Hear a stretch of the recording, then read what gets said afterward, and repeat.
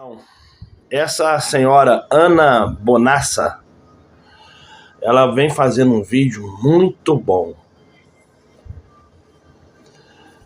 Eu quero muito que você consiga ver esse vídeo todo, até para que você venha esclarecer algumas situações do que é preconceito e do que não é preconceito. O que é religioso e o que não é religioso. O meu nome é Oliveira e eu te peço, por favor, se inscreva no canal, compartilha, dê um like. Eu não sei qual vai ser o lado que eu vou botar meu QR Code, mas esse QR Code é só para você realmente ajudar o canal. Não dela, o meu, porque eu não conheço a senhora, então não posso pedir nada por ela. Mas eu estou pedindo pelo meu canal, por mim, tá bom?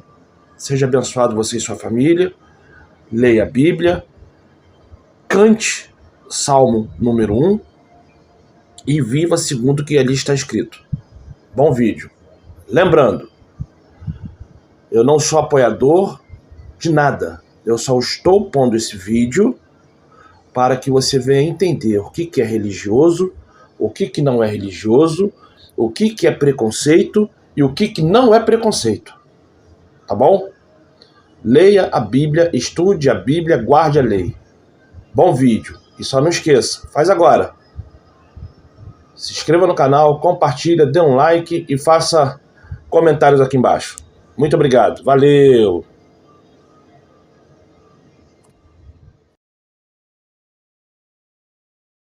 Eu vou começar esse vídeo aqui lançando a braba. A maioria das hierarquias da sociedade não tem bases lógicas ou biológicas. Elas só perpetuam mitos. E quando eu digo hierarquia, eu me refiro à ideia de que existem humanos diferentes. Lá na Babilônia, no século XVIII a.C., existia a noção de que haviam humanos superiores, humanos comuns e escravos, com diferentes direitos. Manja o código de Hammurabi, do olho por olho? Isso era só para pessoas superiores que furavam o olho de pessoas superiores. Se você furasse os olhos de um escravo, tava tudo bem. Era só pagar um troquinho. Há alguns séculos acreditava-se que brancos eram superiores e haviam até teses científicas tentando provar isso. E esse mito sustentou longos séculos de escravidão dos negros. E aí supremacistas ainda sustentam essa crença pseudocientífica. E esse é um bom motivo para estudar história. Se a divisão entre negros e brancos tivesse base biológica, a gente conseguiria entender a sociedade usando a biologia. Mas as diferenças biológicas entre os humanos são totalmente desprezíveis e por isso a biologia não é capaz de explicar a dinâmica racial ou o tabu sobre preferência sexual. Para entender isso, a gente precisa separar o que é produto da nossa imaginação e o que é de fato biologia. A sociedade associa masculinidade e feminilidade com uma série de atributos que, em sua maioria, não têm base biológica. Uma mulher na Grécia Antiga não tinha direitos políticos, assim como uma mulher no Afeganistão atual também não tem representação política. Isso não tem nada a ver com ter útero, porque as mulheres são capazes de exercer esse cargo político. É uma exclusão meramente cultural. Muitas pessoas pensam que uma parte importante em ser homem é se sentir sexualmente atraído apenas por mulheres. Relações com o sexo oposto são consideradas naturais e com o mesmo sexo são consideradas antinaturais. Mas acontece que a biologia permite comportamento homossexual. É a cultura que proíbe, argumentando não ser natural. E para começo de conversa, não existe nada que não seja natural. Tudo que é possível, por definição, é natural. Um comportamento verdadeiramente não natural não teria como existir, você tá entendendo? Porque vai contra as leis da natureza. Porque você não vai ver uma lei proibindo os humanos de fazerem fotossíntese ou de correrem mais rápido que a luz. Esse conceito de natural não tem base na biologia e sim na teologia. O sentido teológico do natural é de acordo com as intenções de Deus a cada órgão. E cada órgão teria um propósito. Se usamos os órgãos de acordo com o propósito do Criador, aí é natural. Então, um órgão feito para procriar, sendo usado de outra maneira, não seria natural. Eu tô de olho em você usando o seu órgão como você quer, mas cagando regra pro órgão dos outros. Viu? O que eu quero dizer é que na evolução, órgãos não evoluíram com um propósito, mas sim foram selecionados conforme vantagens e o seu uso tem constante mudança. Não existe um órgão que mantém apenas a função que o seu protótipo tinha quando apareceu pela primeira vez há milhões de anos atrás. A boca surgiu porque os primeiros organismos multicelulares precisavam de um local para entrar o alimento e nutrir ali o corpo deles. E hoje a gente também usa a boca para falar, beijar, xingar políticos e compor as selfies mais postadas no Instagram. E aí você vai dizer que duckface não é natural porque os primeiros donos da boca não faziam esse uso há 600 milhões de anos atrás? Os primeiros donos da boca, parece que eu tô falando de Dorgas, né? Show! Drogado! E o mesmo vale, por exemplo, pro apêndice, que era útil há milênios atrás. Ele era uma parte importante na digestão e conservava uma flora intestinal preciosa, mesmo durante uma poderosa diarreia, poupando da morte um humano que teria mais dificuldades para repovoar as bactérias do intestino. Mesmo porque muitas delas vinham da mãe, né? E aí é mais difícil repovoar, se você já não mama mais. Ou se você já saiu de dentro da sua mãe, no caso. Hoje, muitas pessoas tiram o apêndice que inflama e percebemos que qualquer possível função que ele tivesse é completamente compensada por outros órgãos. A Laura tirou dela e até hoje ela não descobriu para que servia aquilo lá, além de quase matar ela. Este conceito de órgãos ganhando ou perdendo funções também se aplica ao sexo. O sexo surgiu, a princípio, apenas para reprodução. Mas muitos animais atualmente fazem uso do sexo para outras coisas além de produzir filhotes. Firmar alianças políticas, criar intimidade, neutralizar tensões, punir outros indivíduos e até se satisfazer. Isso é antinatural? Da mesma forma, faz pouco sentido, então, afirmar que a homossexualidade não é natural. Biologicamente, os humanos estão divididos entre os sexos masculino e feminino, mas há uma série de nuances biológicas que determinam o sexo dos humanos. Cromossomos sexuais são o X e o Y. E o que a gente aprende na escola é que existe XX, que é do sexo feminino, e tem o XY, que é do sexo masculino. Só que existem diversas alterações genéticas possíveis para esses cromossomos, desde perder, ganhar cromossomos inteiros, ou até perder e ganhar pedacinhos importantes deles, que dão origem a muitas síndromes conhecidas e que colocam em xeque o que a gente tem como definição do sexo biológico. Duas das mais conhecidas síndromes associadas aos cromossomos sexuais são a síndrome de Klinefelter, que é um indivíduo que é XXY e tem órgãos genitais masculinos, mas apresenta características hormonais intermediárias entre o feminino e o masculino. Então, em vez de ser XY, ele é XXY.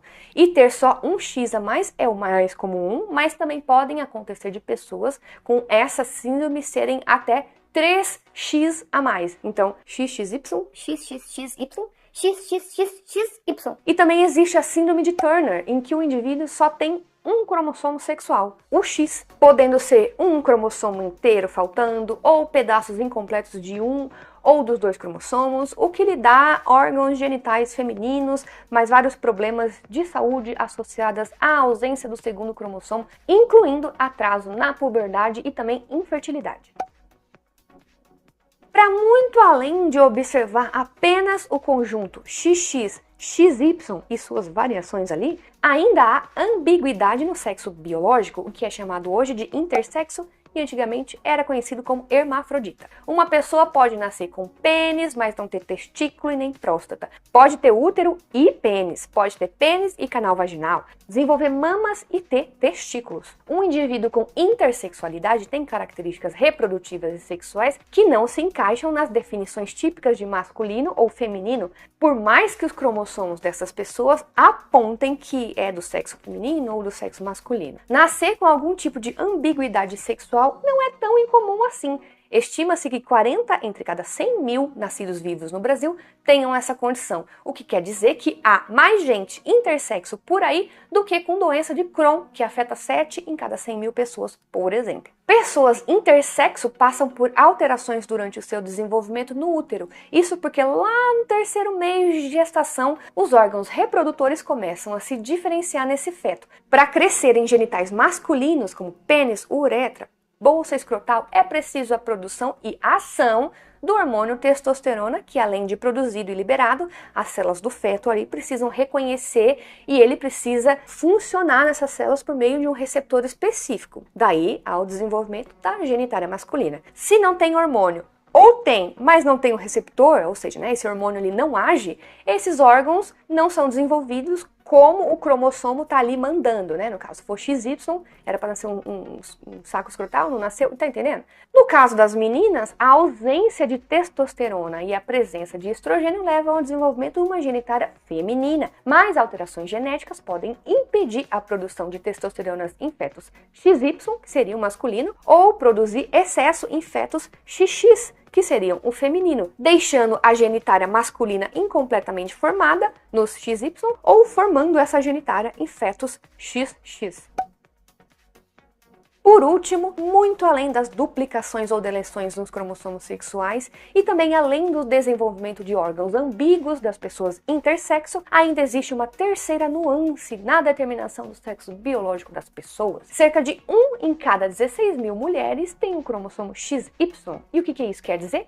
Do ponto de vista biológico, essas mulheres deveriam ter testículo, pênis, próstata, por conta do cromossomo Y ali. Mas elas têm todas as características físicas femininas, o que pode ser porque o testículo não se desenvolveu e não produziu um hormônio, ou não existe o receptor dos hormônios masculinos, então essas mulheres XY vivem anos em uma vida inteira sem suspeita que geneticamente elas são homens, né, do ponto de vista do sexo biológico. Sabendo de tudo isso que eu falei até agora, você ainda consegue me afirmar que é natural apenas macho e fêmea, XX e XY? Olha, admitir que existem nuances completamente naturais na biologia do sexo humano é prova de que você não ignora a realidade, ou seja, não é um ignorante.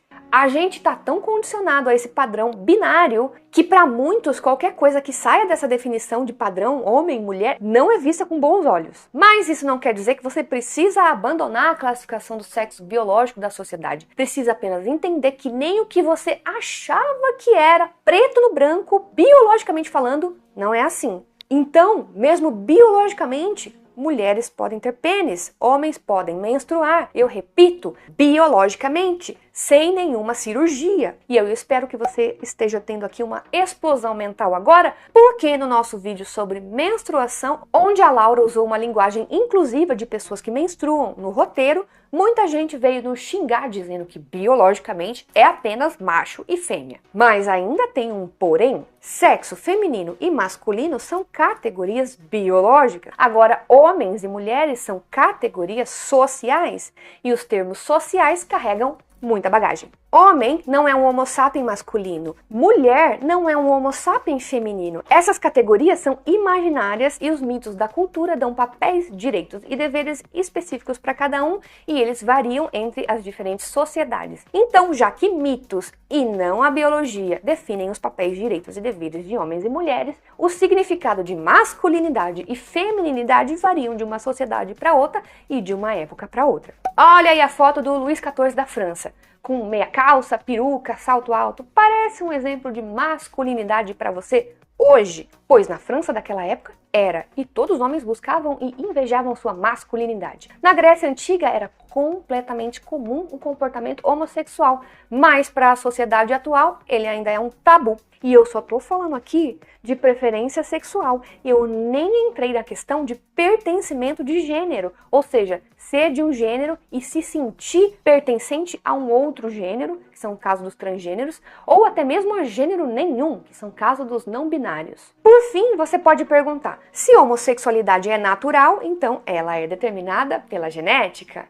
Então, acontece que os pesquisadores ainda estão longe de compreender as sutilezas da relação entre os genes e o comportamento, e a teoria mais aceita é que pode haver um envolvimento dos genes, podendo ter componentes, então, herdáveis, como também muito envolvimento ambiental. Os dados sugerem que gêmeos idênticos, por exemplo, são mais propensos a compartilhar uma mesma orientação sexual do que, por exemplo, irmãos adotivos. Isso parece indicar que há a existência de fatores genéticos. Um outro estudo bem grande publicado pela Science concluiu que o comportamento sexual pode ser influenciado por muitos genes. Apesar disso, os cientistas pontuam que nenhum dos genes, nenhum dos indicadores genéticos consegue prever a orientação sexual e que não existe um gene gay. Segundo uma análise de quase 500 mil de pessoas, até 25% ali do comportamento sexual pode ser explicado pela genética. O restante, meu filho, pode ser influenciado por fatores ambientais culturais. Dessa forma, é possível afirmar que o comportamento não heterossexual é possivelmente um resultado de vários genes do ambiente, de forma que diferentes ambientes favorecem diferentes comportamentos, resultando nessa complexa e dinâmica sexualidade humana. O certo é que, ao longo da história, a homossexualidade já foi considerada um transtorno mental, um pecado e até mesmo um comportamento muito comum. Mas o que podemos afirmar com toda a certeza é que é absolutamente natural do ponto de vista biológico, né? Como eu falei. Eu sou parte da comunidade LGBTQIAP+, e eu espero que esse vídeo tenha te ajudado a repensar sobre essas nuances de gênero e sexualidade humana de uma forma menos passional, né? Uma forma menos enviesada e uma forma mais baseada em reflexões culturais e biológicas. É isso, pessoal. Um beijo e até mais. Seja carinhoso aqui nos comentários. Vai ter muito hate aqui nesse vídeo, eu sei que vai. A gente já tá acostumado com isso. Ó, o cara voltou a bater. Eu só quero dizer que, assim, não xinga o coleguinha. É proibido beliscar, tá bom? Agora sim, beijinho e tchau, tchau. Lá na Babilônia, lá no século... 15, 16, 17... Eu escrevi em pauzinho e agora eu não sei. Pauzinho não, eu... Caralho... Tô ligado que é algarismo arábico. E o mesmo vale, por exemplo, olha que saco! Mulher não é um homo sapiens feminino. Ah, fodeu. Eles almoçaram e voltaram com tudo. E agora? O que eu faço?